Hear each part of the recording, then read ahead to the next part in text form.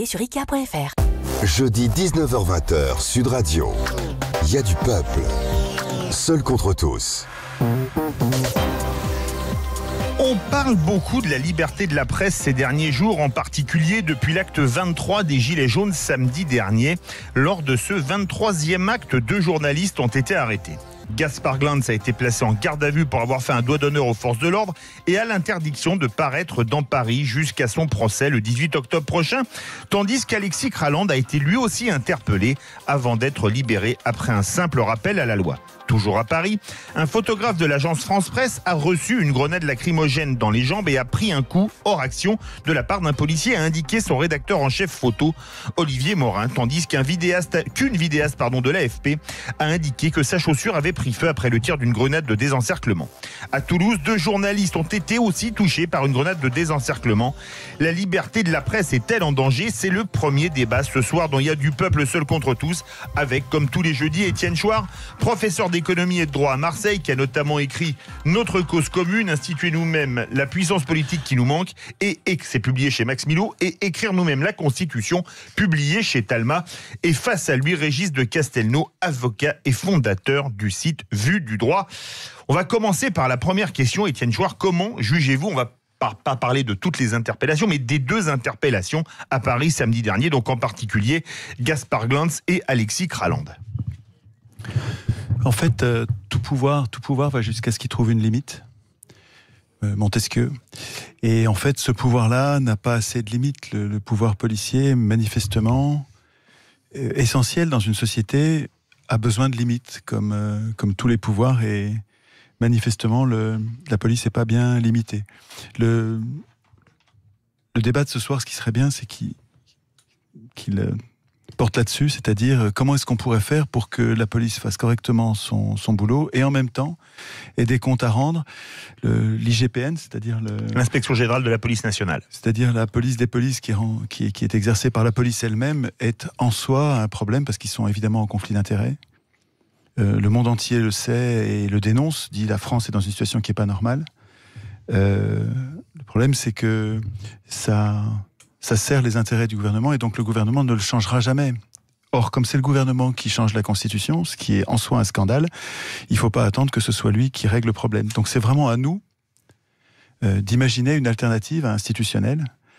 Et j'espère que c'est ça qu'on arrivera à faire ce soir en partie, c'est-à-dire donner le spectacle de simples citoyens qui écrivent eux-mêmes la Constitution dont ils ont besoin pour se protéger des abus de pouvoir. Ici, c'est les abus de pouvoir policiers, mais il y en a bien d'autres. Et ce qu'on va voir, j'espère, avec Régis, c'est que normalement, c'est la justice qui est censée contrôler la police et que la justice elle-même est mal contrôlée et fait mal son boulot, manifestement. Régis de Castelnau, comment est-ce que vous jugez les 2 interpellations samedi dernier à Paris ? Alors, je crois qu'il ne faut pas se tromper d'enjeu. La police, elle est mobilisée depuis maintenant 5 mois. 5 mois. A en son sein des nervis. Je pèse mes mots. Il y a des vidéos qui le montrent, mais absolument tous les jours. Des gens qui sont à cran. Il y a des incidents. Là, en l'occurrence, c'est quoi ? L'échange, c'est, je crois, une bousculade qui implique Gaspard Glantz, un policier qu'il traite de connard, ce dont il aurait pu se dispenser, qui est une faute professionnelle, et l'autre qui lui fait un doigt d'honneur. Quand vous regardez les photos partout, les flics passent leur temps, et j'utilise ce terme, à faire des doigts d'honneur, dans une espèce d'ambiance qui est devenue totalement irrespirable. Alors, le problème, c'est que c'est un incident extrêmement mineur. C'est véniel comme faute. C'est un instrument, mais que il y ait une interpellation à ce moment-là, qu'il y ait des débordements, qu'il y ait des énervements, que les forces de l'ordre, que certains d'entre eux soient capables de perdre leur sang-froid, je le comprends. Mais le problème, c'est la justice, bon sang de bonsoir. Il faut le dire. Il s'est quand même trouvé un procureur, un magistrat français, pour dire vous allez le garder pour ça 48 heures. Et au prétexte, nous dit-on, qu'il n'aurait pas reconnu qu'il avait fait le doigt d'honneur. C'est-à-dire qu'on le garde 48 heures pour qu'il finisse par avouer. Ça porte un nom, ça. La garde à vue n'est pas là pour ça. Deuxièmement, il s'est trouvé un juge du siège, le juge des libertés, à qui on a présenté Gaspard Glanz pour une infraction, si tant est qu'elle soit établie, parce qu'il faut qu'on puisse considérer que c'est un outrage, hein, c'est le juge du fond qui devra le statuer. D'ici là, le juge des libertés, juge du siège, indépendant, impartial, vous dit il n'aura pas le droit de parler pendant 6 mois, hein, le temps qu'il soit convoqué devant la juridiction du fond. C'est-à-dire qu'on choisit... La justice ne choisit pas la procédure de comparution immédiate, elle choisit ce qu'on appelle dans notre jargon le rendez-vous judiciaire dans 6 mois, hein, et d'ici là, on interdit aux journalistes de faire son métier. Qui sont les responsables de cette atteinte gravissime à la liberté de la presse, à la liberté du travail? Ce sont les magistrats français. Il faut véritablement maintenant qu'on commence à poser les problèmes et à les interpeller fermement. Comment tu l'expliques? Si tu cherches la cause, est-ce que c'est un problème de personnes, ce sont des affreux, ou est-ce que c'est un problème de structure avec des pressions et des gens qui sont pas si indépendants que ça? Plus besoin de pression. C'est un problème de formation. Moi, ce que j'ai constaté à cette occasion, avant qu'on discute des solutions, ce que j'ai constaté à cette occasion, mais il n'y a pas qu'avec la juridiction judiciaire, hein, on le voit bien avec le Conseil constitutionnel, nos 4 chères cours suprêmes, hein, c'est que ces juridictions qui sont chargées de contrôler les citoyens, qui sont chargés de contrôler les décideurs publics et la police aussi. La limite de la police dont parlait Étienne Chouard, ce sont les magistrats qui les fixent. Vous n'avez pas le droit de faire ça, ça, ça et ça. Le fameux incident de Besançon, enfin, je veux dire, on nous dit qu'il y a une enquête IGPN, mais que fait le parquet? Alors, ils refusent, hein, les parquetiers refusent catégoriquement.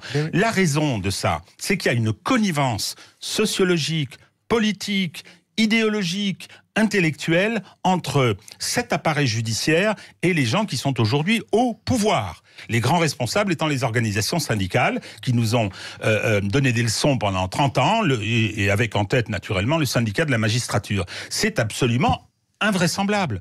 Ce qui vient de se produire avec cette répression de masse, hein, alors je ne sais pas si vous avez entendu, mais Emmanuel Macron s'est fait prendre par des humoristes russes qui l'ont appelé en se faisant passer pour le nouveau président ukrainien. C'est assez extraordinaire, j'ai entendu ça ce matin. Et donc Emmanuel Macron tutoie le nouveau président, c'est normal, et commence à plaisanter avec lui, etc. Et lui dit félicitations pour ton score de 76%. Et l'autre réponse, c'est l'imposteur. Ah oui, mais c'est le même que Poutine. Ah oui, mais toi, tu ne mets pas tous tes opposants en prison. Je rappelle à monsieur Macron que le pays où il y a 350 opposants qui sont en prison, des gilets jaunes, c'est la France. Donc, je veux dire, et qui ont été mis là par la justice française. Il y a une vraie défaillance. Il y a une défaillance des forces de l'ordre à qui on a confié une mission impossible.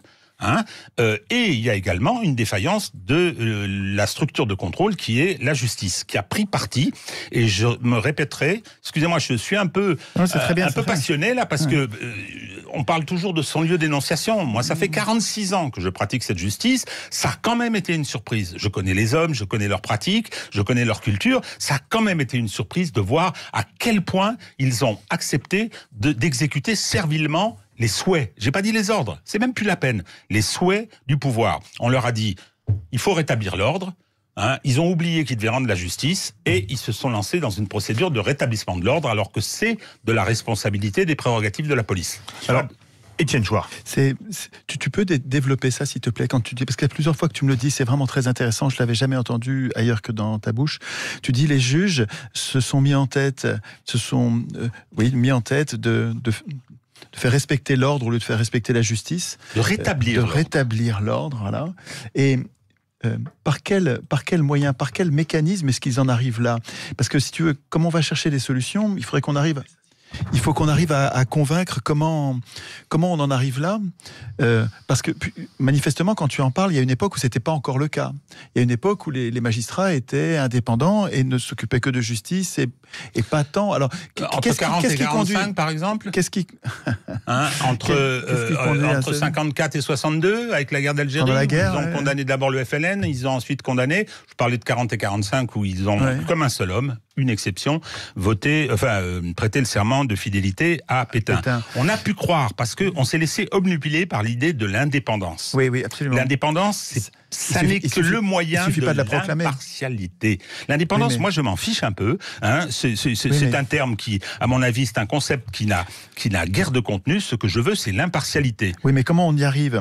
Imagine que ce soit toi qui sois au pouvoir, pas comme un exercice intellectuel, tu vois, pour donner le spectacle parce que nous devrions tous réfléchir à ça, et nous devrions tous nous mettre dans cette situation intellectuelle où, s'il faut régler le problème, il faut que ce soit les citoyens qui le règlent. Si tu avais le pouvoir, pour établir cette impartialité plutôt que l'indépendance, puisque manifestement l'indépendance ne suffit pas, encore qu'elle est quand même très mauvaise, l'indépendance. Les parquets ne sont pas indépendants, il faut pas qu'ils le soient, mais ça, c'est un de nos désaccords. Il ne faut pas qu'ils le soient. Parce que c'est l'autorité de poursuite, et je ne veux pas d'arbitraire dans l'autorité de poursuite. Je ne veux pas que ce soit monsieur le procureur, sous prétexte qu'il s'est engueulé avec sa femme, qui vienne décider, toi je te poursuis, toi je te poursuis pas. Je ne veux pas de ça. Hein, on le voit bien ce qui s'est passé en Italie. Je ne veux pas d'un parquet indépendant, je veux un parquet qui dépende des institutions démocratiquement mais attends, est-ce que tu ne remplaces pas un arbitraire par un autre ? Mais non, parce que l'autorité de poursuite, elle poursuit.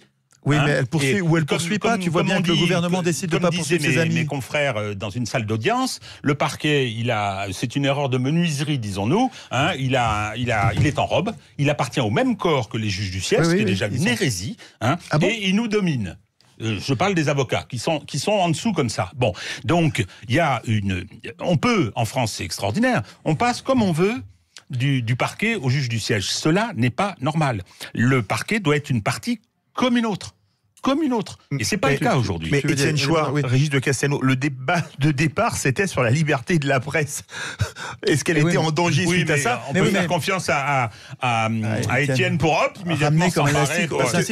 Il y a une question que je voulais poser à l'avocat. Parce qu'il connaît bien le droit quand même, un avocat. Est-ce que la sanction contre Gaspard Glantz, qui n'a plus le droit de faire son métier jusqu'au 18 octobre, par rapport à ce que vous voyez, vous, dans la justice, est-ce que c'est disproportionné ? Mais c'est complètement... C'est scandaleux. C'est ahurissant. C'est scandaleux. C'est simplement ahurissant de voir une décision. Alors moi, ce qui me choque, c'est que ce soit un juge du siège, juge indépendant et impartial, qui ait pris cette décision. Pourquoi est-ce qu'elle a été prise, cette décision ? Pour une raison très simple, c'est parce que Gaspard Glantz déplaît à l'Élysée, parce qu'il est celui qui a mis le nez de M. Émilien dans la boue, en démontrant toute l'opération qui avait été faite autour de Benalla, avec les trucages des vidéos, etc. Donc ce monsieur, en plus, il a des opinions politiques, il est assez actif et très visible, donc on a décidé de le faire taire. Et donc on revient à la question de la liberté de la presse, c'est une décision de bâillon, c'est un bâillon qui a été imposé et une décision totalement disproportionnée. Comment on fait pour mettre le juge hors de portée de l'exécutif? Comment ça se fait que Macron ait une influence, une quelconque influence sur ce juge qui, soi-disant, est indépendant? Par quel mécanisme? Ce juge, il est vraiment indépendant, le juge du siège qui a décidé là. Il est statutairement indépendant, il est inamovible, il a toutes les garanties. Alors, quel est le mécanisme? Tu parlais de connivence. C'est une question. Tu parlais de connivence politique, c'est ça? Mais je parle de connivence politique, sociologique, sociale, culturelle, idéologique et politique. Oui, absolument. Et si les juges étaient tirés au sort parmi les citoyens, tu aurais plus cette connivence. Tu aurais une incompétence juridique. Il y aurait une incompétence juridique, ce serait n'importe qui, mais on aurait une honnêteté des gens. C'est-à-dire que, est-ce qu'on pourrait pas les faire assister par des experts juridiques de façon à ce que la compétence soit à proximité, mais que ce soit pas la compétence qui décide? Parce qu'on va avoir la même solution partout, en toute matière dans les institutions. Il ne faut pas que ce soit les experts qui prennent les décisions. Il faut que ce soit les experts qui éclairent la décision. Mais est-ce que c'est pas une solution de dire que les juges, ça devrait pas être une personne, mais plusieurs citoyens, et des gens tirés au sort, c'est-à-dire que ce serait n'importe qui, ça aurait une biodiversité des humains, non? Je dis et je répète souvent, la justice repose sur le principe de défiance vis-à-vis de l'homme juge. Défiez-vous de la justice, elle est rendue par des gens comme moi, dis-je. Donc, il y a un certain nombre de principes, la collégialité, l'inamovibilité, le double degré de juridiction, etc. Comme par hasard, actuellement, pour des raisons d'efficacité, soi-disant, mais pour des raisons budgétaires, le budget de la justice française est un scandale planétaire. Et donc, aujourd'hui, on a des hommes seuls, effectivement, qui sont dans un dispositif. Comment on devient magistrat aujourd'hui ? on passe le concours, qui n'est pas le plus difficile du monde. On se retrouve 3 ans à l'école, on sort de l'école à 25 ans, 26 ans avec un permis de juger. On a passé 3 ans avec des gens comme vous. On s'est mariés. Il y a un système endogamique assez impressionnant. Et on se voit. Alors comme en plus on est en poste un peu comme les militaires, on a des villes de garnison. On est nommé à tel endroit, et donc on ne rencontre que les gens comme soi. Donc il y a une espèce de corporatisme très fort. Et je rappelle cette anecdote extraordinaire quand même. Tout le monde se rappelle de l'affaire Doutreau et du fameux juge Burgot qui avait tout saboté. Une année, la promotion de l'École nationale de la magistrature avait voté pour porter le nom de Fabrice Burgot. C'était joli, ça aurait fait... Ah oui. C'est vrai. Donc, il y a quelqu'un qui est descendu de la chancellerie pour leur dire que ça suffisait. Non, allez, je veux pas dire trop... Enfin, je veux dire, je trouve que manifestement, dans la séquence qui vient de se produire, la magistrature française, dont une partie, petite pour moi, mais commence à se reprendre. Oui, mais un peu. Tu disais, tu parlais de toute une série de mécanismes, la collégialité, l'indépendance, le double degré de juridiction. Manifestement, ça ne suffit pas, puisqu'on arrive sur cette connivence dont tu parles, qui permet à l'exécutif, à Macron, de littéralement pas de faire pression, mais d'obtenir de la justice, que la justice mette à l'écart un opposant politique ou un journaliste gênant. Comment on fait pour rétablir cette liberté de la presse? Comment on fait pour rendre la justice littéralement indépendante? Alors j'entends bien qu'indépendance ça suffit pas et qu'on cherche impartialité, moi je veux bien, mais comment on fait? Moi, je suggère, mais parce que c'est une idée, mais c'est peut-être pas la bonne, mais je suggère que ce soit des gens normaux et nombreux qui par tirage au sort serait... le tirage au sort, il va nous donner une biodiversité, tu vois, naturellement, des humains qui vont être amenés à juger. Aux États-Unis, ils sont élus. Les juges sont élus aux États-Unis. Et pour moi, je vois plein d'effets pervers terribles. Il n'y a pas plus corrupteur que l'élection comme procédure. Donc, mais par contre, que les juges soient tirés au sort, parce que quand tu les élis, tu ne vas pas avoir des juristes. Quand les juges élus aux États-Unis peuvent être... Ils ne sont pas forcément juristes. Ou en général, ils sont en général, mais pas forcément. Il y a des exigences, puis ça dépend des États, de la réglementation. Non, mais qu'est-ce que tu penses de cette idée de juge? Parce que les jurés d'assises ne sont pas des juristes, ce sont des citoyens tirés au sort. Et on leur donne les affaires les plus graves. Donc pourquoi est-ce qu'on ne donnerait pas, pour les affaires les moins graves, encore le jury tiré au sort? Je rappelle qu'aux États-Unis... Puisque c'est possible au niveau des affaires graves, pourquoi ce ne serait pas possible? Je rappelle qu'aux États-Unis, on a un système de jury pour plein d'affaires, y compris des affaires civiles. Oui, avec plein d'effets pervers. Oui, bien sûr. Non, mais avec des effets pervers, je ne sais pas. En tout cas, c'est un système différent, où même pour des affaires civiles, on a des jurys. Bon, j'ai pas de solution là pour dire comment il faudrait faire. D'abord parce que ça a une histoire. Notre justice. Ouais. Elle a été organisée par Napoléon. Elle a toujours été vécue. C'est une bonne référence, ça, quand même. C'est quand même un très mauvais départ, quoi. Oui, mais tu sais, avec un tyran. Oui, mais d'accord, mais la Terre n'a pas été créée en 7 jours en 2005. D'accord, la France, il y a cette réalité. C'est pas bien que les morts gouvernent les vivants. Il faut quand même qu'on puisse remettre en cause ces institutions. Attends, je voudrais revenir moi quand même à ce qui est l'objet du débat, c'est sur la liberté de la presse en danger, parce que c'est mobilisateur. Et ça, je pense que c'est très important, et que avant peut-être de venir avec des solutions comme ça, qui de toute façon donneront lieu à des débats pas possibles, parce que je veux dire, il y a une production doctrinale colossale sur la justice, les alternatives possibles, l'État détenant la violence légitime, comment il peut s'en servir, la légitimité de cet usage, etc., etc. Je veux dire, il y a un formidable chantier, moi, qui me passionne, mais le problème aujourd'hui, la question qui est posée à partir du réel que nous avons, avec une justice dont j'espérais qu'elle se soit un peu émancipée pour être plus impartiale. Mais quand je vois ce qui s'est passé avec le mur des cons, où vous avez le syndicat de la magistrature, le syndicat de la magistrature, où on affiche les portraits des gens qu'on va être amenés à juger en disant celui-là c'est un connard, etc. Tu te souviens, il y a 15 jours, tu avais écrit un article en disant les juges ne peuvent pas, les syndicats de magistrats sont interdits, tu te souviens? Moi je suis opposé à l'existence des syndicats de magistrats. Il n'existe pas d'organisation syndicale dans le corps des magistrats. Justement, tu avais proposé comme article de constitution. Je veux dire, ils se sont transformés en officine politique, ils se permettent de donner des cours aux législateurs et à l'exécutif, ce que je trouve totalement anormal, séparation des pouvoirs. Et deuxièmement, leur statut, justement, devraient les dispenser d'une action syndicale de revendication pour leurs conditions de travail. Il y a un cadre, il faut bien les payer. Très bien, si nécessaire. Il y a des questions de carrière. Si, parce qu'il faut qu'on ait des bons, il faut qu'on ait des gens, justement, qui soient pas là à la recherche, en attendant la décoration, en attendant la promotion qui permettra de faire venir madame, etc. Tu vois bien qu'ils sont bien payés, ils cherchent quand même les décorations, donc ça marche pas bien, le fait de très bien les payer. C'est pas si clair que ça. Le président d'un tribunal de grande instance en province, c'est pas une gâche extraordinaire. Je voudrais revenir sur la liberté de la presse, parce que c'est quelque chose de très important, et que il faut bien rester là-dessus. Moi, ce qui vient de se produire depuis 6 mois, c'est des atteintes aux libertés, c'est des mécanismes qui se sont mis en route, qui ont été une surprise, une violence de la répression, parce que avec son discours du 31 décembre, Emmanuel Macron a dit la foule haineuse.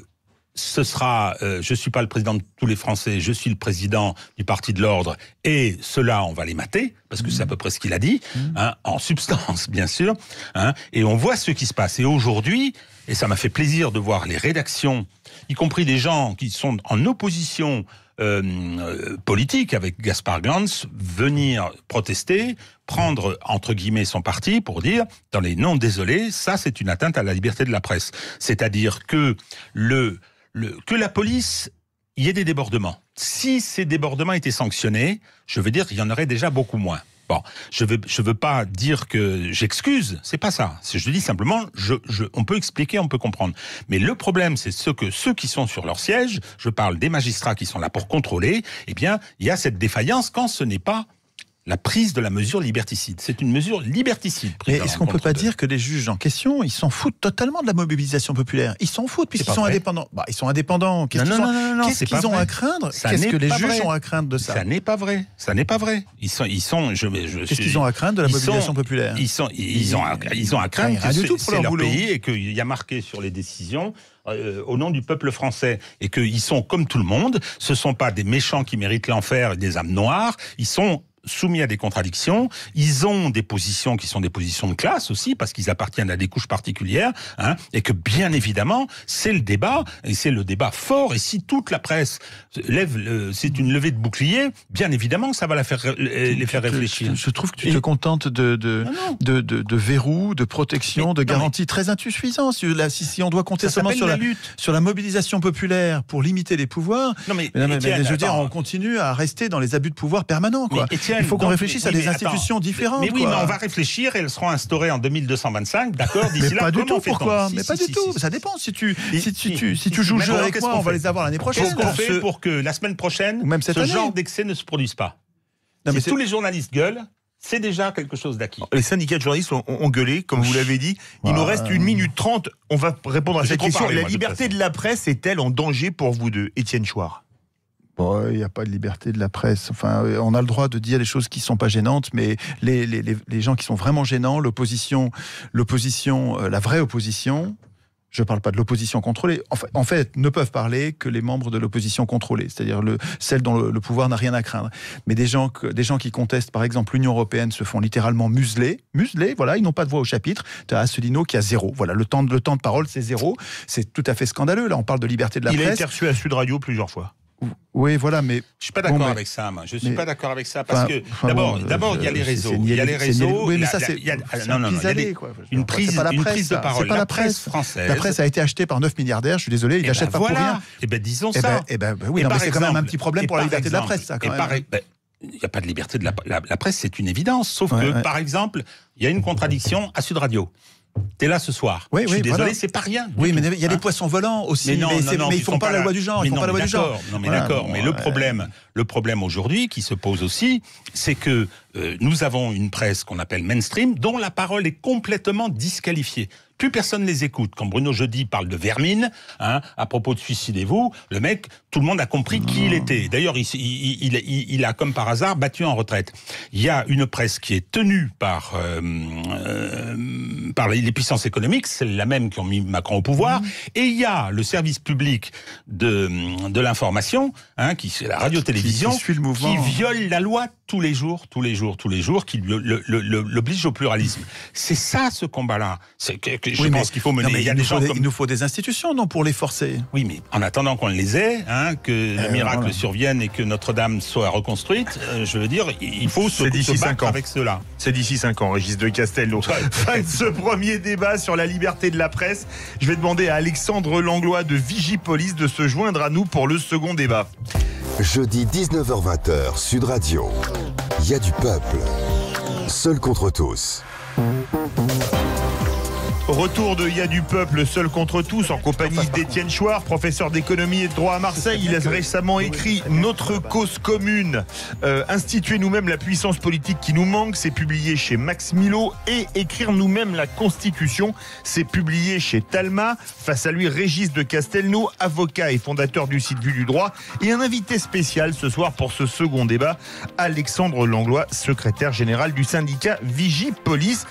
Les rapports de la population avec la police sont compliqués en France après les attentats de 2015 dans lesquels les forces de l'ordre ont perdu plusieurs de leurs membres.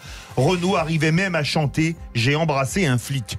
Samedi dernier, certains gilets jaunes ont crié aux policiers « Ne vous suicidez pas, rejoignez-nous », tandis que d'autres ont crié « Suicidez-vous », ce alors qu'un 28e fonctionnaire de police, une capitaine de 49 ans, mère de 2 enfants, venait de se donner la mort. Bref, les rapports entre la population et la police sont complexes en France, d'où le second débat de ce soir. À quoi sert la police ? Je vous ai dit les noms des 3 débatteurs. On va commencer avec le policier Alexandre Langlois de Vigipolice. Bonsoir. Bonsoir. Bienvenue sur Sud Radio. Comment expliquer ces relations si complexes entre les Français et leur police ? C'est la façon dont les policiers sont utilisés. Les policiers, ce qu'on voit malheureusement à l'heure actuelle, il y a une perte très grave du sens de notre métier. De façon de pourquoi on est rentré dans la police et comment on nous demande de faire notre métier. Nous demande de faire du métier de la rentabilité, avec des statistiques à remplir. Sans indiscrétion, vous êtes rentré dans la police il y a combien d'années ? Il y a 10 ans, moi. 10 ans. 10 ans, et ça s'est dégradé énormément ces 10 dernières années, avec la politique du chiffre, les réductions d'effectifs. Il y a eu beaucoup de choses, un management délétère prouvé par des documentaires psychologues qui ont fait des reportages sur la police et avec des démonstrations scientifiques. Donc il y a tout un management qui pose problème. Et d'ailleurs, quand on pose la question à nos collègues de terrain, quelle est la chose à changer en priorité pour que ça aille mieux dans la police ? Le management. Donc après, le fossé qui se creuse dans la police, c'est aussi une montée des images qui font le buzz. C'est-à-dire qu'il y a eu toujours la police, il y a 2 choses qu'on confond généralement dans la police, c'est l'usage de la violence. Il y a un usage légitime de la violence. On a confié à la police le droit d'user de la violence légitime pour assurer l'ordre, pour protéger les gens. Il y a un usage de la violence qui est illégitime, qui est commun à tous les citoyens. Et quand on est fonctionnaire de police, en plus, c'est une condition aggravante. C'est-à-dire que si on passe en jugement pour une violence illégitime, ça pose problème. Par contre, le vrai problème qu'il y a, c'est qu'en France, nous avons la police qui enquête sur la police. Les policiers de terrain n'en veulent pas. Les gens n'en veulent pas pour l'opacité. Il y a un code éthique de police européen qui le marque noir sur blanc. C'est ce que je voulais amener ce soir, la petite phrase. Il y a marqué tout simplement dedans que la police n'a pas enquêté sur la police pour une raison toute simple. La police enquêtant sur la police est une opération qui suscite généralement des doutes quant à son impartialité. L'État doit mettre en place un système qui soit non seulement impartial, mais le soit aussi de manière visible, de manière à gagner la confiance du public. Là, on a l'impression que la police n'est pas contrôlée. Et les Européennes arrivent. C'est un texte européen signé par la France en 2001, qui aurait dû être mis dans le dernier code de déontologie qui a été mis en 2014, qui n'est pas appliqué. Ce serait une des premières choses que si jamais on a des policiers, là on entend tout et n'importe quoi sur les policiers. Il y en a qui ont fait des fautes, il y en a qui n'ont pas fait de fautes. S'il y avait des enquêtes impartiales, on aurait des choses. Là, il y a une faute, là, il n'y a pas de faute. Et on arrêterait de mélanger les torchons et les serviettes. Et ça permettrait de redonner une image de police propre de l'intérieur. Les gens auraient confiance dans leur police, sachant qu'il y a un filtrage. Donc ça, c'est la première chose. Ensuite, c'est les ordres qu'on a sur le terrain, parce que sur les manifestations de gilets jaunes, nos collègues sur le terrain ne peuvent pas agir d'initiative. On nous dit, mais pourquoi vous refusez pas des ordres illégaux ? Pourquoi vous bloquez des rues ? Vous nous empêchez de sortir ? Nos collègues sur le terrain n'ont pas de vision d'ensemble. Et même, ils nous ont fait remonter encore récemment, quand il y a des gens qu'on va appeler casseurs, qui est le terme médiatique, nous on préfère parler de criminels ou délinquants infiltrés dans les cortèges, qui sont des termes juridiques, ils nous disent, on les voit s'équiper devant nous. On n'a pas l'ordre de les interpeller. On dit, pourquoi vous ne le faites pas ? On nous dit, on ne peut pas le faire parce que si jamais la salle de commandement, on leur dit, ils sont devant nous, qu'est-ce qu'on fait ? Ils nous disent, il y a un dispositif général, si jamais vous bougez, vous allez le mettre en péril et vous ne pouvez pas les interpeller. Ces gens-là, qui après mettront le bazar dans la manifestation et iront attaquer nos collègues. Et qui après pourront scander des slogans comme « Suicidez-vous » sur une place qu'on rappelle qui était quasiment couverte et nassée par la police nationale et qu'on laisse partir. Moi, je pose la question, pourquoi on les laisse partir ? Tout le monde veut les arrêter, et après, on a un ministre qui va faire des déclarations lyriques en disant c'est ignoble, c'est honteux. Donc, c'est pas ce qu'on demande, c'est qu'on interpelle les gens et qu'on les présente à la justice pour qu'on fasse notre travail. Et après, il y a aussi une confusion, comme ça a été rappelé dans la première partie de l'émission, entre le travail de la police et de la justice. quand on nous a dit, par exemple, le journaliste Gaspard Glantz qui est resté en garde à vue 48 heures, mais on dit la police, sur ce côté-là, c'est le volet judiciaire.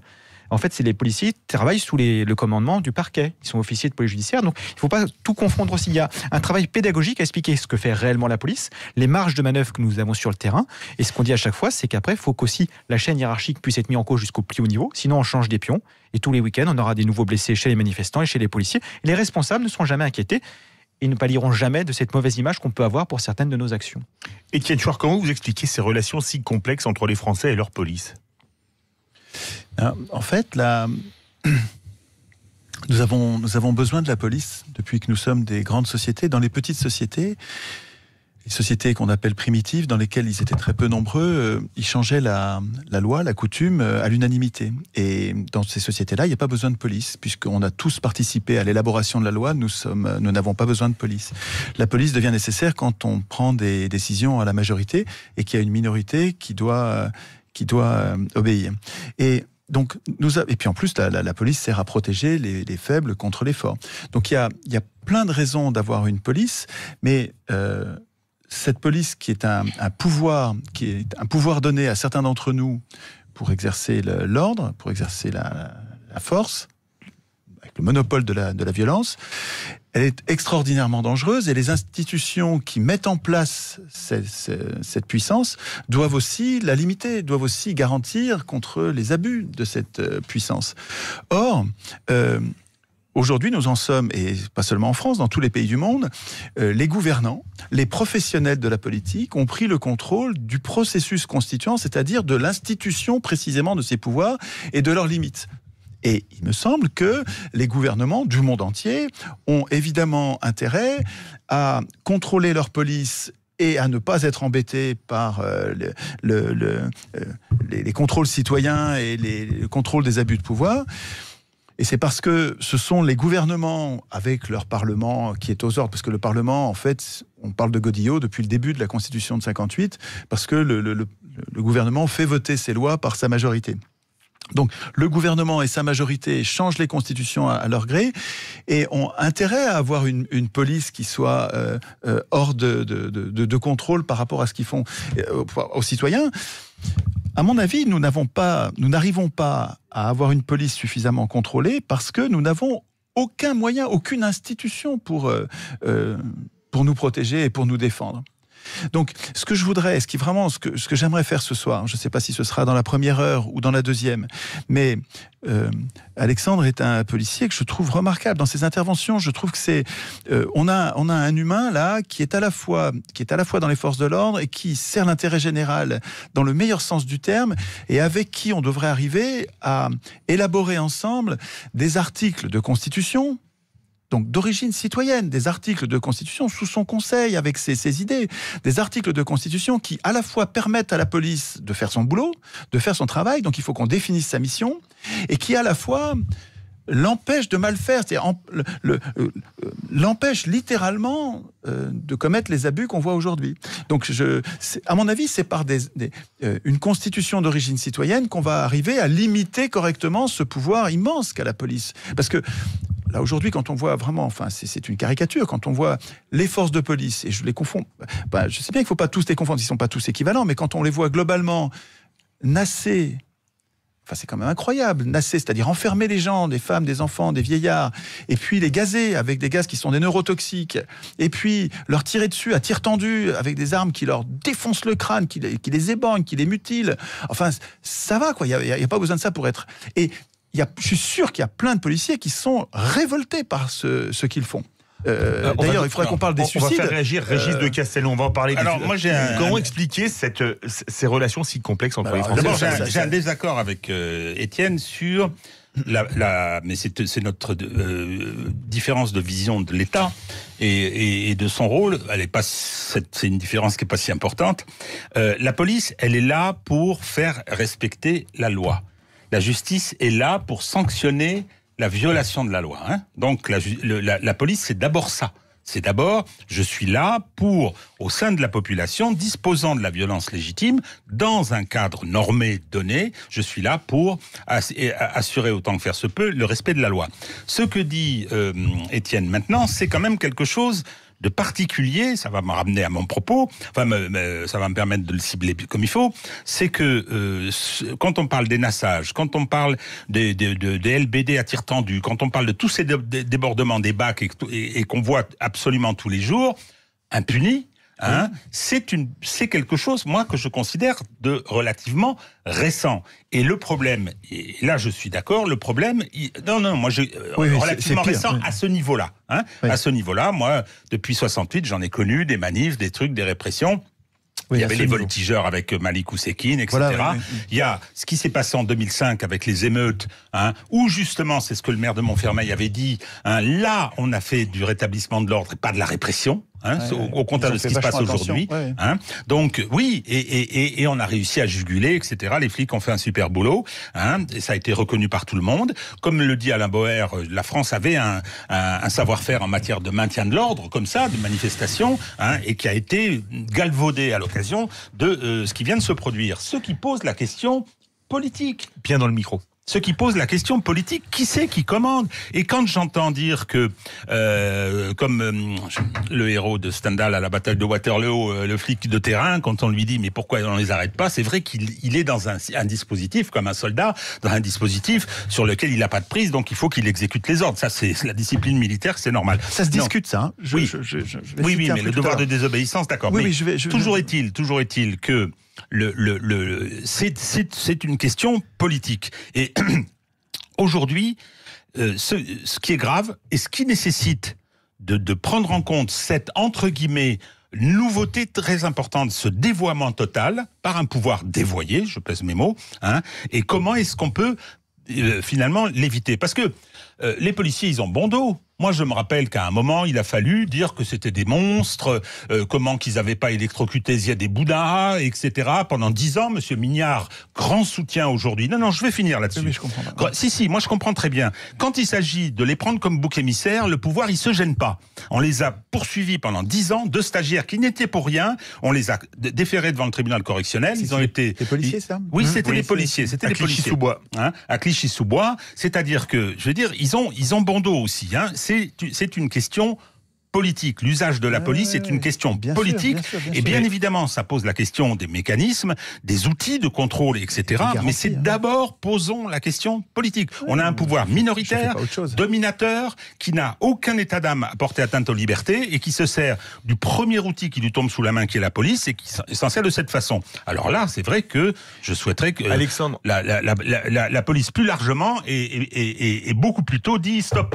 Alexandre Langlois, est-ce que vous n'avez pas un problème, vous les policiers, d'être, comme on dit, entre le marteau et l'enclume? Absolument. Oui. C'est-à-dire, Régis de Castelnau rappelait que vos collègues, dans l'affaire de Clichy-sous-Bois, ont été poursuivis pendant des années, et que de toute façon, vous avez toujours tout faux, soit pour la population, soit pour le pouvoir politique, qui vous utilise comme fusible quand il y a le moindre problème.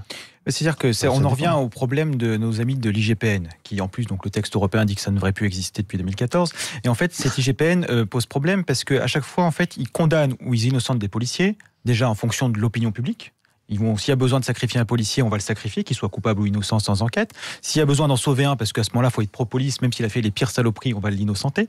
Et après, il y a une deuxième chose très importante dans cette IGPN, c'est que plus on est haut gradé dans la hiérarchie... Ce que vous dites, c'est très grave. C'est-à-dire c'est très grave. On rend les décisions à la tête du client. Mais je vais te donner un exemple très concret, et en plus encore pire, c'est que plus on est haut placé dans la hiérarchie, plus on est immunisé à tout ce qu'on va faire. Je le dis très clairement, plus on est en procédure, parce que Madame Monéger, l'ancienne directrice de l'IGPN, nous a envoyé en diffamation pour ça, aux frais de l'État. Je passe, c'est vos impôts qui permettent de payer les actions contre nous, parce qu'on avait dit que justement, quand on avait dit aucun policier n'est au-dessus des lois, on l'avait traité de menteuse. Nous avons donné 2 articles du Parisien, donc c'est sorti dans la presse, il n'y a même pas de débat à avoir là-dessus. Un commissaire qui a tué un enfant en état d'ivresse avec son véhicule de service. Ah oui, je me souviens de ça. En 2010. Quelle a été sa sanction? Sa sanction a été d'être muté chef DRG à Ajaccio. Je sais pas, moi je pense que c'est la prison pour n'importe qui. Un deuxième, plus récemment, pendant les attentats, les attentats, pendant pleine période d'attentats, au moment du Bataclan, le directeur adjoint de la DRPP, le renseignement parisien, avait détourné les fonds de la lutte antiterroriste parce qu'il n'arrivait plus à payer les traites de son château en province, parisien également. Finalement, comme il a rendu l'argent, ce n'était pas du tout un vol, c'était un emprunt. Voilà. Déplacé de service uniquement, pas d'autres sanctions. C'était le prêt à taux zéro, nouvelle version. Nouvelle version, voilà, pour des raisons financières particulières. Et avec quelque chose d'assez grave, c'est que l'IGPN a juste regardé sur la question financière, mais n'a pas regardé si, justement, cet argent n'avait pas manqué à la lutte antiterroriste, vu que c'était en pleine période des attentats. Donc il y a eu, on ferme les yeux. À l'inverse, ça c'est pas sorti dans la presse, un de nos collègues qui était cuistot en CRS, pour le coup, avait pris 4 steaks périmés pour ses chiens. Voilà, donc en bas entre guillemets de la chaîne hiérarchique, il est tout en bas. La hiérarchie l'a poursuivi parce que c'était un sale voleur, il voulait sa suspension de 3 mois.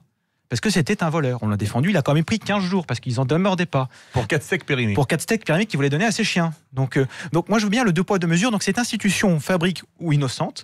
Et quand on avait posé la question en disant mais en fait est-ce qu'on pourrait avoir une jurisprudence de l'IGPN pour avoir un peu une idée de quelles sanctions on a? Non, c'est pas possible, on fait à la tête du client. En fonction de qui vous connaissez, qu'est-ce que ça se passe, etc. Et ça restera opaque. Parce que les policiers de terrain ne veulent pas de cette institution, parce que à chaque fois, ils ne savent pas ce que ça va donner. Les citoyens n'en veulent pas. Les seuls que ça arrange, c'est ceux qui sont haut gradés dans la police et le politique. Donc c'est insupportable. Ensuite, je voulais rebondir sur la défense des lois sur les policiers. Ce qu'a dit Régis de Castelnau. Tout à fait, voilà. Globalement. Globalement, je pense que c'est un petit glissement sémantique. On a eu un code de déontologie de 86 qui a été changé en 2014. Et c'est important, ce glissement sémantique, parce qu'il est dedans, justement. En 86, les policiers, il y avait 2 choses très importantes. Dans le premier article, donc le plus important normalement, nous étions défenseurs des libertés individuelles et des institutions de la République. Donc on comprend bien ce que ça veut dire. Dans celui de 2014, signé par M. Valls et mis en pratique par M. Valls, nous ne sommes plus défenseurs des libertés individuelles, mais des lois. Les lois, c'est-à-dire qu'on peut mettre ce qu'on veut dedans. Et la deuxième chose, nous ne sommes plus défenseurs des institutions de la République, parce que les deux vont ensemble. Nous sommes défenseurs des institutions, et des intérêts nationaux. Le mot République a été rayé. Qui définit les intérêts nationaux? La République, on voit bien, c'est un régime politique. Les intérêts nationaux, je ne vois pas ce que ça va faire. Donc il y a un glissement sémantique qui nous semble très grave sur l'utilisation des forces de l'ordre, et c'est marqué noir sur blanc dans notre code de déontologie depuis 2014. Donc aujourd'hui, il ne faut pas s'étonner que le pouvoir se serve de la police à mauvais escient, parce que c'est marqué noir sur blanc depuis le 2014. Ils ont été capables de légaliser ce qui n'est pas légitime. Tu disais il y avait un code éthique européen qui a été mis au point, discuté, adopté et pas encore mis en application dans le pays, et qui était disponible gratuitement sur le site de la CDH. Et depuis que tu en parles, depuis que vous en parlez, il est devenu payant, on n'arrive plus à y accéder. C'est vrai, on pourrait le publier, celui-là peut-être. C'est les petites anecdotes, effectivement. Ça a été gratuit tant qu'on n'était pas médiatisé. C'était en accès libre sur le site de la CEDH. Et depuis un an qu'on en parle. Cour européenne des droits de l'homme. Cour européenne des droits de l'homme et le Conseil de l'Europe également. Enfin, je ne sais plus un des deux sites. Il est en accès libre quand on tapait sur Google. Et maintenant, il y a marqué soit erreur 404, la page n'est plus disponible, soit il est payant. Donc c'est amusant. Donc on va finir par le republier sur notre site internet pour que les gens le conservent en accès libre. Et chose importante, le code qui est a priori disponible payant n'a pas les commentaires qui sont très importants parce que sur les commentaires font 30 pages sur les 45 du code. Et tu les as les commentaires? En entendant Alexandre Langlois qui raconte le tu les as les commentaires? 4 steaks périmés qui est suspendu alors que quelqu'un qui tue un gosse n'a pas de problème, a juste une mutation à Ajaccio. Il y a de pires endroits qu'Ajaccio. On a un peu le sentiment que c'est un peu une citation de Coluche. Ça va pas vous faire plaisir à vous qui êtes avocat, qui disait il y a 2 types d'avocats, ceux qui connaissent bien le droit et ceux qui connaissent bien le juge. Dans la police, c'est pareil, il y a ceux qui connaissent bien l'IGPN et ceux qui la connaissent mal. Je dirais que si on veut le musée des horreurs, on peut aller voir les décisions du Conseil supérieur de la magistrature pour les magistrats défaillants. C'est exactement la même chose. C'est exactement la même chose, c'est question de rapport de force, de compromis, de protection et de choses comme ça, qui sont assez terribles. Je veux dire, la hiérarchie policière et la hiérarchie judiciaire, je veux dire, il y a une complaisance. Régis, est-ce que c'est pas simplement parce qu'ils sont en conflit d'intérêts? C'est pas aux hommes au pouvoir d'écrire les règles du pouvoir. C'est pas aux juges de juger les juges. Je voudrais juste préciser quelque chose concernant la loi. Ce que j'entends par la loi, c'est l'absence de loi asservie, la loi libère. C'est-à-dire c'est l'ensemble des règles. C'est pas spécialement tel ou tel texte. C'est l'ensemble des règles. L'État constitué dans ses fonctions régaliennes, il a effectivement la police et la justice qui sont là pour l'ordre et la justice. Donc, par conséquent, ils ont tous les deux en charge le respect de la loi, la justice par la sanction du non-respect et vous par l'appréhension et la prévention de ce non-respect. Donc, c'est pas. Je trouve le terme. Moi, j'aime assez bien le respect de la loi parce que c'est notre loi commune. C'est pour ça, mais c'est pas le détail. Je précise juste le chose, c'est qu'on n'est pas des anarchistes contre la loi, sinon on ne serait pas policiers. Donc on se comprenne qu'il n'y ait pas de malentendu. Parce que des fois, par rapport aux libertés publiques, les libertés publiques, c'est qu'en fait, Ils auraient pu garder les deux termes. Oui. Et puis après, il y a d'autres textes, le statut du fonctionnaire, etc., qui précisent déjà qu'on s'occupe de la loi. En fait, c'était un code de déontologie. C'est un code de déontologie. Mais sur les libertés publiques, c'est grave. Alors, sur ce que dit Étienne, il y a un conflit d'intérêts qu'il faut régler. Il va revenir parce qu'il est épouvanté par un certain nombre de choses, des injustices, la corruption, etc. La cause. Non, il cherche la solution à chaque fois. Parce qu'au bout, je souris. C'est pas un reproche que je te fais, mais je connais ta façon de démarrer. Deuxième heure, on va parler de la corruption, on va parler des privatisations. Tu vas être très content. Si j'ai 5 minutes. Donc non, ce que je veux dire, c'est que ce sont des questions effectivement assez complexes. Je suis partisan personnellement des mécanismes de contrôle qui soient indépendants. L'IGPN, moi j'ai connu l'IGPN assez vache avec des policiers dans des affaires. C'était pas. Vous avez quel grade ? Oui, enfin, c'est important. Non, mais on est d'accord. Mais c'était pas terrible. Et puis tiens, on parlait des policiers. Regardez ce qui est arrivé aux gars du quai des Orfèvres qui ont été lourdement condamnés pour viol dans un dossier parfaitement inconsistant. Ça, c'est l'opinion de l'avocat que je suis, qui a eu un peu connaissance de ça. Donc, vous n'êtes pas toujours gâtés. Mais les mécanismes de contrôle, le principe qui consisterait à ce que ce soit des instances autonome par rapport à l'appareil, pense que moi, c'est une piste qui est impérativement empruntée. À creuser, voilà, pour éviter les conflits d'intérêts. Non, plus que ça, à emprunter. Il faut aller dans cette direction. Et c'est ça qu'on va essayer d'écrire tout à l'heure en deuxième heure. S'il vous plaît, faites-moi ce plaisir de au moins pendant peut-être 5 minutes, 10 minutes, d'écrire vraiment un article, même s'il est mauvais au début, vous allez voir, il va s'améliorer. Rappelle-moi son métier, c'est professeur et il corrige des copies. Mais pas du tout. Mais pas du tout. Je voudrais que les humains s'habituent à réfléchir eux-mêmes aux institutions, de leur puissance et des pouvoirs auxquels ils consentent, mais aussi des limites à ces pouvoirs. C'est-à-dire que il me semble que le jour où les humains vont arrêter de démissionner du processus constituant, enfin, on va avoir des pouvoirs sous contrôle et un peu plus justes. Donc c'est ça l'idée. Donc il me semble que si nous donnons l'exemple, cette idée va se répandre, et quand elle se sera répandue, on va avoir plein de soldats démocratiques qui vont être capables d'imposer cette justice. Pour l'instant, tout le monde démissionne et on dirait que c'est un problème de personne, on dirait qu'on a affaire à des pourris. Je ne pense pas que ce soit un problème de pourris. Je voudrais donner 2-3 informations sur lesquelles je voudrais avoir la réaction d'Alexandre et de Régis. Sur les ordres scandaleux, les ordres scélérats, les ordres qui viennent d'en haut et vous disiez tout à l'heure, les policiers ne peuvent pas faire autrement et on les accuse de mettre en péril un plan d'ensemble en désobéissant aux ordres. Je voudrais rappeler une série de phrases remarquables que Marat, pendant la Révolution française, disait sur les soldats et qui, à mon avis, serait valable. En tout cas, c'est une réflexion. Peut-être qu'il exagérait.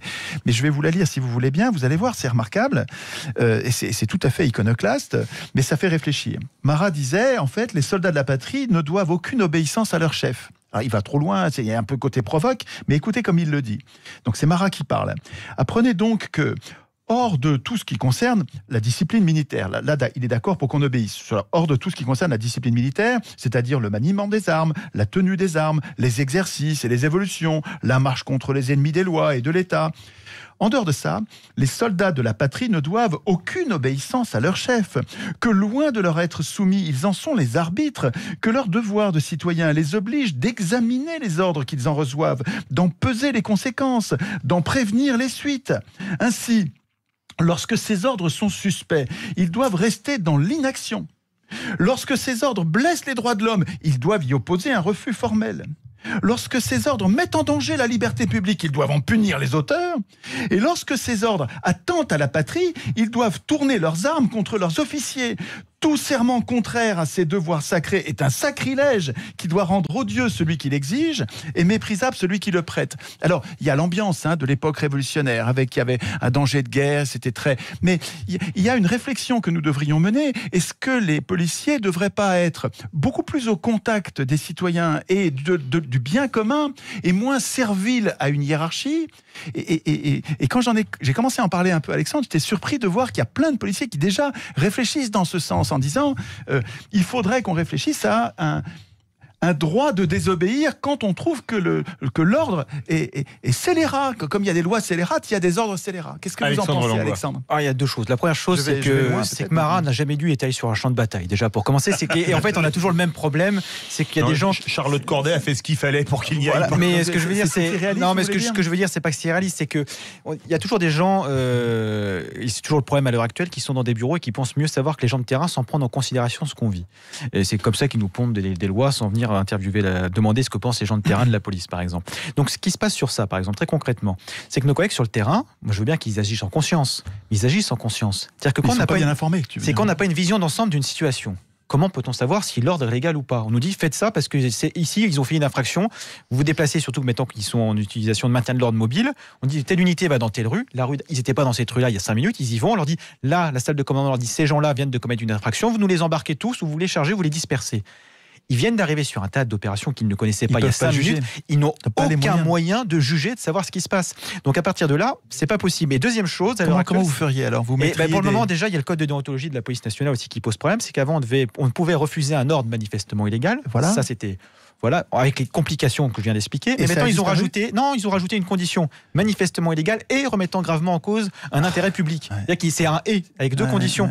Donc ça pose un problème. Non, attendez. Là, excusez-moi. Pourrait intégrer parce qu'on doit rendre dans je vais être très bref. L'histoire, ordre manifestement illégal, de nature à mettre en cause un intérêt public, c'est l'arrêt. Alors comment il s'appelle ? Je sais plus. Un arrêt du Conseil d'État de 44 où il y avait la double condition pour mettre en cause la responsabilité administrative. C'est une vieille histoire. Mais au pénal, c'est on ne doit pas obéir, article 25 du statut, devoir d'obéissance, contrepartie, devoir de désobéissance en présence d'ordre manifestement illégal. Et c'est là où je te réponds, juridiquement c'est prévu. Le problème qu'on a là, la mise en pratique. Le problème qu'on a là, il est moins des ordres dont le caractère manifestement illégal n'apparaît pas évident. Il y a deux problèmes. Il y a les ordres donnés par un pouvoir dévoyé, j'insiste, qui laisse faire les provocateurs. C'est une très vieille histoire. Moi, j'avais écrit il y a fort longtemps un livre là-dessus. Et deuxièmement, et j'ai terminé, et deuxièmement, ce sont les excès. Les hommes, ils sont comme ils sont. Ce sont les excès qui ne sont pas condamnés. Merci beaucoup à tous les trois. Ça continue en Facebook Live dans quelques instants avec Didier Maesto. Pour ceux qui aiment la musique et qui restent sur Sud Radio, notre ami Yvan Cujous reçoit Élodie Gossuin. On se retrouve dans quelques instants. Jeudi 19h-20h, Sud Radio. Il y a du peuple. Seul contre tous. Vous voulez gagner les meilleures offres Groupon de votre région avec Sud Radio ? Des baptêmes de chute libre indoor ou conduire un karting à Bordeaux. Découvrir en famille les secrets de la préparation des vols de l'A380 ou une session de F1 Expérience à Toulouse avec Groupon et Sud Radio.